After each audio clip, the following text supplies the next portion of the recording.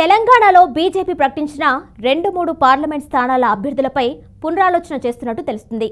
ఆయా అభ్యర్థుల స్థానిక బీజేపీ క్యాడర్ నుంచి వ్యతిరేకతలు వస్తూ ఉండడంతో అధిష్టానం వైపు అడుగులు వేస్తుందనే టాక్ వినిపిస్తుంది. పార్టీలో ఏం చర్చ జరుగుతుంది? ఆ పార్లమెంట్ స్థానాలేంటి? అభ్యర్థులెవరు? అభ్యర్థులు ఓడిపోతారు అనే సమాచారం వచ్చిందా? నిజంగానే క్యాడర్ నుంచి వ్యతిరేకత వచ్చిందా? What's the story?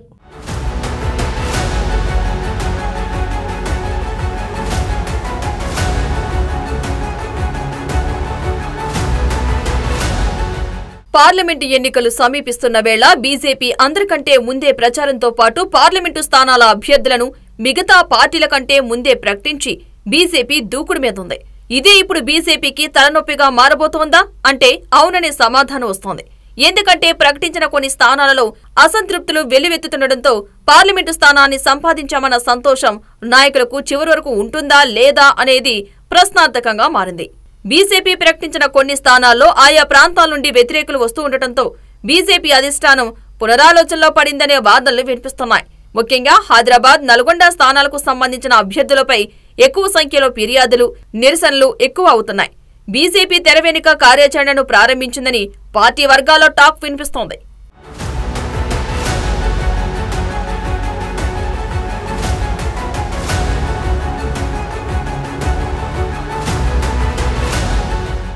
Nalgonda parliament స్థానం నుండి ఇటీవల బీఆర్ఎస్ మాజీ ఎమ్మెల్యే సైదిరెడ్డికి బీజేపీ టికెట్ ఇవ్వడంతో ఆ ప్రాంతం నుంచి పెద్ద ఎత్తున నిరసన వ్యక్తమవుతోంది. కార్యకర్తలు స్వయంగా బీజేపీ కార్యాలయం ముందే ధర్నాలు, నిరసనలు చేస్తున్నారు. సైదిరెడ్డిపై ఇంత వ్యతిరేకత ఉందా అంటూ బీజేపీలో అంతర్మదనం మొదలైందనే చర్చ సాగుతోంది. టీఆర్ఎస్ ప్రభుత్వంలో ఉన్నప్పుడు సైదిరెడ్డి చేసిన భూ కబ్జాలు, గిరిజనులు, దళితులపై దాడులు చేయించడం, గిరిజనులు, దళితుల పక్షాన గుర్రంపూడు భూముల కబ్జాల వ్యవహారంలో రచ్చకెక్కింది. గిరిజనులు, దళితుల పక్షాన అప్పటి తెలంగాణ రాష్ట్ర బీజేపీ అధ్యక్షుడు బండి సంజయ్ ఆధ్వర్యంలో పెద్ద ఎత్తున ఉద్యమం సాగింది. అప్పట్లో అదో పెద్ద సంచలనం సృష్టించింది. అంతేకాకుండా ఆ సమయంలో బండి సంజయ్ పై సైదిరెడ్డి అనుచరులతో రాళ్లదాడి చేయించాడని అభియోగం కూడా ఉంది. అప్పటి కేసీఆర్ ప్రభుత్వం కూడా సైదిరెడ్డిని కాపాడే ప్రయత్నంతో అనేక విమర్శలను ఎదుర్కొంది. అలాంటి సైదిరెడ్డిని బీజేపీలోకి తీసుకుని టికెట్ ఇవ్వడంపై నల్గొండ బీజేపీ కేడర్ జీర్ణించుకోలేకపోతోంది.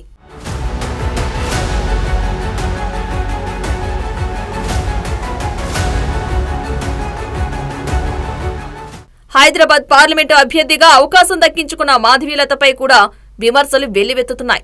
మరోవైపు మాధవీలతకు టికెట్ ప్రకటించిన వెంటనే రాజాసింగ్ ఎక్స్ లో పెట్టిన ట్వీట్ సంచలనం రేపింది.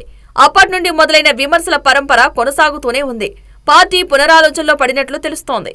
సాధారణ సభ్యత్వం లేని మాధవీలతకు ఏకంగా పార్లమెంటు టికెట్ ఎలా ఇస్తారని బీజేపీ నేతలే తప్పుపట్టే పరిస్థితి నెలకొంది. పార్టీ కోసం ఎంతో కష్టపడి ఎంఐఎం నేతలతో పోరాటాలు, గొడవలు పెట్టుకుని ఎన్నోసార్లు కేసులు పాలై జైల్లోకి వెళ్లిన ఎంతో మంది బీజేపీ నేతలు ఉన్నారు. వాళ్లందర్నీ కాదని పార్టీలో ప్రాథమిక సభ్యత్వం లేని మాధవీలతకు సీటు ఎలా ఇస్తారని కేడర్ నిలదీస్తోంది. కనీసం హైదరాబాద్ సీటు ప్రకటించే ముందు తనను సంప్రదించకుండా ఎలా నిర్ణయం తీసుకున్నారని రాజాసింగ్ బీజేపీ అధిష్టానాన్ని ప్రశ్నిస్తున్నారు. ముఖ్యంగా రాష్ట్ర అధ్యక్షుడు కిషన్ రెడ్డిపై అసంతృప్తిగా ఉన్నారు. హైదరాబాద్ సీట్ కేటాయింపు విషయంలో వీరిద్దరి మధ్య గ్యాప్ చాలా పెరిగిందనే చర్చ సాగుతోంది. గత నెలలో మోదీ తెలంగాణ పర్యటనలో కూడా రాజాసింగ్ పాల్గొనకపోవడం కూడా కారణం ఇదే అని పార్టీలో ప్రచారం జరుగుతోంది. హైదరాబాద్ అభ్యర్థి మాధవీలతకు ప్రచారంలో రాజాసింగ్ సహకరించడం లేదంటూ బీజేపీ కార్యక్రమాలకు కూడా దూరంగా ఉంటున్నారన్న వార్తల నేపథ్యంలో రాజాసింగ్ ని బుజ్జగించే ప్రయత్నాలు చేస్తున్నారు. మాధవీలతకు సహకరించాలని రాజాసింగ్ ఇంటికి ఏకంగా తెలంగాణ ఎన్నికల ఇన్ఛార్జ్ అభయ్ పాటిల్, ఏలేటి మహేశ్వర్ రెడ్డి, బీజేపీ ముఖ్య నాయకులు వెళ్లి మాట్లాడాల్సిన పరిస్థితి ఏర్పడింది. అయినా రాజాసింగ్ అలక వీడలేదని తెలుస్తోంది.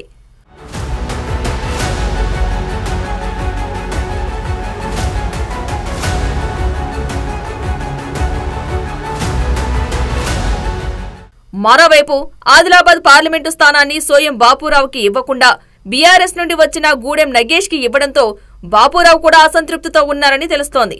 గూడెం నగేష్ ప్రచార కార్యక్రమాల్లో కూడా బాపురావు సహకరించడం లేదంటూ వారి మధ్య కోల్డ్ వార్ నడుస్తున్నట్లు పరిణామాలు తెలియజేస్తున్నాయి. బాబురావు కూడా పార్టీ మారే అవకాశం ఉందని కూడా ప్రచారం జరిగింది. మొత్తంగా తమకు టికెట్ వచ్చిందని సంతోషపడాలో లేక ఎన్నికల సమయానికి అభ్యర్థుల బీఫామ్ వచ్చే వరకు ఎవరి స్థానం ఉంటుందో ఉండదో తెలియని అయోమయం బీజేపీలో నెలకొంది. టికెట్ కేటాయించిన కొంతమంది అభ్యర్థుల విషయంలో ఆ ప్రాంతానికే చెందిన బీజేపీ కేడర్ తీవ్రంగా వ్యతిరేకిస్తోంది. ఈ నేపథ్యంలో అభ్యర్థులను మార్చాలా వద్దా అనే పునరాలోచనలో పడింది బీజేపీ. చేతికి బీఫామ్ వచ్చే వరకు ఎవరికి ఓకే చెబుతుంది, ఎవరిని రిజెక్ట్ చేస్తుందో వేచి చూడాల్సిందే.